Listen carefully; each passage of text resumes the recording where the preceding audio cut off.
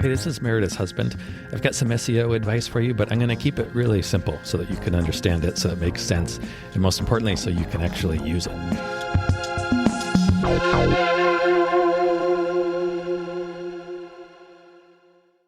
Well, hello there, husband. Hello. How are you today? What's this episode about? This is 101 This is 101. 101. Dalmatians. So you know what people have been asking me recently? My clients? What does Meredith look like? No, my clients don't know you. Oh. Not students, clients. Your clients have been asking, I don't know. They have been asking about... What is the color of cheese? What? I don't know. They have been asking about AI. Oh, of course. And how to optimize... how do they get listed? How do they optimize their website? So when somebody is talking to ChatGPT will reference their site, etc. They essentially want to get their site into ChatGPT. Right. Can you do that? No. Well, number one, not yet. Only the newest and paid version of ChatGPT even has access to the current web. Currently. Yeah. The ChatGPT version that most people are using has access that goes up until like last January or something like that. Oh. It's not super current. Now, Google they also just released their updates. Major releases. They did, but they also released a new AI chatbot called Gemini. Gemini. Which is supposed to be pretty good. I noticed when I signed into my Google Drive, they're going to update the login to be more modern. Oh, yeah. Everybody's going to be going to passkeys, which... We're going to pass keys? Is it like swingers? Come on, let's pass the keys. It's like fingerprint and that sort of thing. Have you noticed that now when you log into websites, a lot of them say like, check your phone and confirm it's you. Yeah. Adobe does that. So that's going to happen a lot. You're just going to enter your email address. You won't have a password, and you go to Adobe, put your email address in, and this is just as an example. I don't know if Adobe will do this or not, but then they'll say like, check your phone, and then you check your phone, you say, yes, it's me. There'll be no passwords. Okay. I know it doesn't. Supposedly it's more secure. I don't see how that's. If somebody gets your phone, there'll be no more LastPass. I guess not. I don't know. But what if you don't have your phone with you? What if you left your phone? I don't know. Want to take your laptop? I already my last phone bricked and it just stopped working, and so the authenticator that was on that phone, I couldn't get into like our tax information. It was a nightmare. So anyway, but that's not what we're talking about. We're talking about people have been asking. Yeah, we are.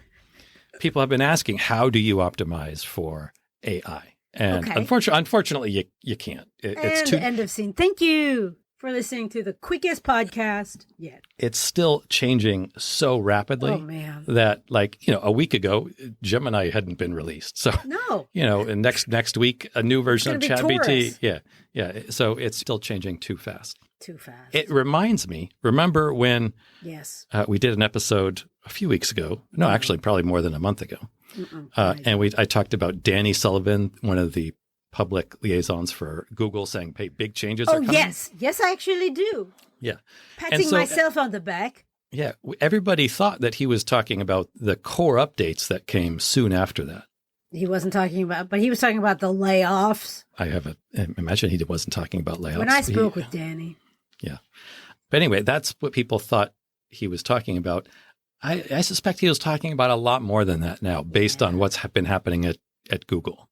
Not so much what you see in results, but what I see Google doing as a company.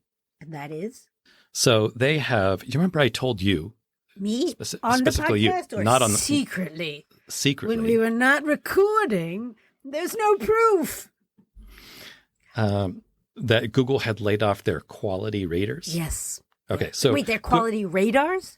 Rater, like somebody who rates something. Rates, not Raiders of the Lost Ark. Right. So they're quality raters. So we rate. This is probably going to be, or maybe news to a lot of people, like that Google hires these quality raters, not so that these raters help Google determine the rankings, but these raters help Google determine how people perceive quality. What do people think quality is?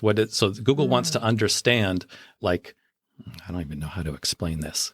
I think it's a difference. For example, a difference? Like, let's just say you're looking at cute, adorable Lolita dresses from Japan.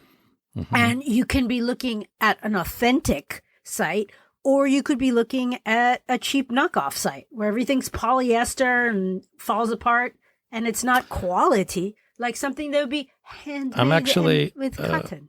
I'm kind of amazed, but that's exactly right. Don't be amazed. It's just Yes. So these teams of cute people, dresses I know about. Google has relied on these teams of people for over a decade. And how many people would you say there would be?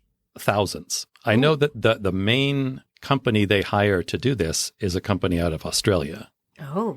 And I think it's in the tens of thousands. Holy smokes. And just very recently, without any warning, they let them all go. Just 100% stopped the contract. Nobody knew it was coming. What? And this is, like I said, Google has been doing this since, I'm pretty What sure, if all before. those people were helping the kangaroos? I don't think they help kangaroos in Australia. then I'm I think they're alright. kind of a nuisance. Koalas and those other really cute things. Wombats! So Google let all of those people go. They may have, and that was the bulk of their quality raters. Was that Because it was human company. beings. Yeah, it was human being helping to give Google guidance on how to determine quality. People Also, who need people. Just recently, like within the last week or two, Google has published online what they call quality guidelines. And it is guidelines for people like you and me, website owners, and it's where Google officially says, hey, do this, don't do this. Right. You know how I'm always saying, like, Yeah. I hear SEOs or supposed SEOs saying, put your keywords in your alt tags, and you can share Cram them links. all in as many Share as you links can. this way. And if you just go to the one page that Google gives as instructions on how to do SEO, they say very blatantly, don't do that. We consider that spam. So this page, now, mind you, it's a very long page.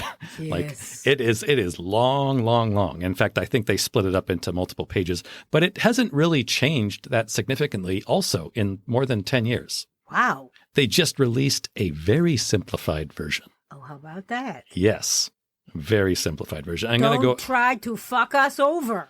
That's We're kind smarter than you. of what it says. Yeah. I'm going to go over the That's changes. 2 for 2. Next week, I want to go over those changes a little bit. Okay. And like I said, I'm always amazed at how many people have not even looked at this page, because it's like, hey, everybody, here's how you should do SEO. What from- was it in from that? Like, Google. how would somebody who doesn't live and breathe SEO, why would we think like maybe it's time to look over these things, see if they've changed in the past 10 years? You could go to Google and type in like Google how to do SEO. Yeah, but what if you And it did would that take you for the there. past 10 years and it was the same exact thing? Yeah. Oh, but no, what I'm saying is nobody's ever that I know. Only my colleagues know of this page. Most people don't know that this thing exists. This is a quite nice tip. Yeah. So next week I'm going to go over the simplified version. Now nothing has like substantially changed. They've just really simplified things, and so that combined with the fact that they let all their quality raters go. And the fact that they have laid off a bunch of people and they're restructuring. I don't know exactly how they're restructuring. Is it just going to be one person and AI? The buzz is that they're internally they're becoming much more dependent on AI. Oh, no. Like AI is sort of going to take the place. Again, I don't know. Nobody knows this outside of Google. People who need to work. Well, they'll find different jobs. I mean, look at what happened when computers were invented, Right. People change their jobs, like Industrial Revolution. Like this happens over and over. Okay, Mr. History Book. Okay, so Yes. what does all this mean for you? Yeah, what does this all mean? You and me and all of us in 2024. Now, I think it's more important than ever to go back and remember what Danny Sullivan said. Big changes. I think he was talking about more than what was going to happen that month. And extremely importantly, remember, he had one slide, and he seemed to talk on this point for a while. He said, if you're doing good stuff, you don't need to worry. Right. So you don't need to worry about doing something new for AI. Okay. Because this is why the streets are not filled with people pulling their hair out and screaming, "Why, Google? Why?" Yeah. That's the And maybe only they reason. are somewhere. Nope. some street. Not yet. Not But yet. this sort of thing has happened numerous times in SEO. Not to the extreme that we see with AI, but this has happened with the last one was with voice search, and everybody was freaking. I'm going to say they were freaking out. They weren't freaking out, but everybody was saying, "How do I optimize for voice search?" And thinking it's all going to be different. What do I have to do? Same rule applied. Just keep doing good stuff. Right. It was voice search. Before that, it was mobile. How do I optimize for mobile? Before that, it was like featured snippets. And before that, it was Google Maps. And before that, it was social media. All these things, everybody was asking this same question. What am I going to do? How's it going to change? Google doesn't keep like a separate index for desktop websites and mobile websites and voice search and typed search and maps searches and non-map things searches. We ask each other when our phones are, quote, off. Okay. Yeah, I'm not going to touch that one. Don't touch it. Can't touch that. Let me take one of those past instances as an example. Featured snippets. Do you know what the featured snippets are? No. They're the things like at the top of Google. They have kind of turned into the first steps towards AI. But when you do a search on Google, a lot of times there's something right at the top. It's like a paragraph. And it tells you a bunch of stuff. Yes. I can't tell you how many people wanted to, what do I have to do to my website to be in the featured snippets? The featured snippets were basically the number one result.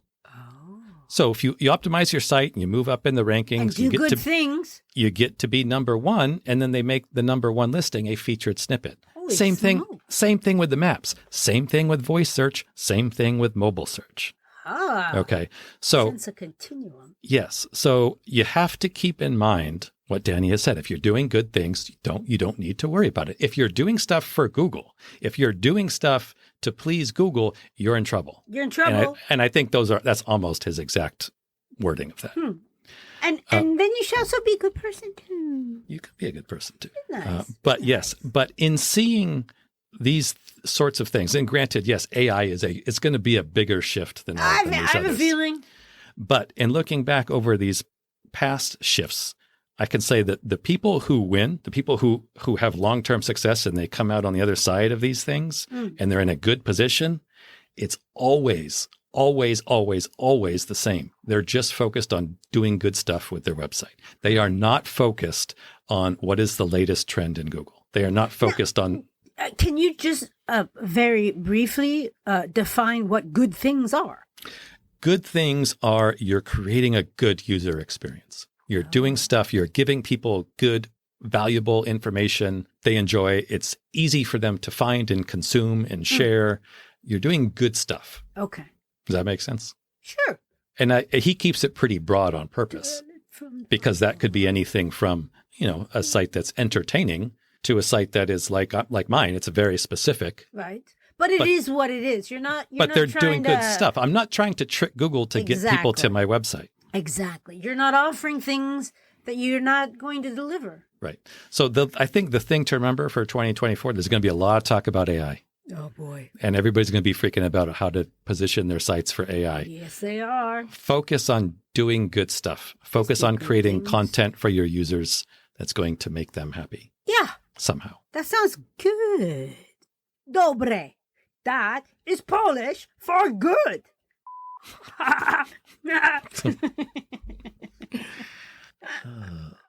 Hey, thank you so much for listening. We really hope that you find this helpful and useful. And if you do, what you could do for us as a thanks would be to, drumroll please, yes, leave a review. Yes, everybody says it, I know, but it really does make a difference.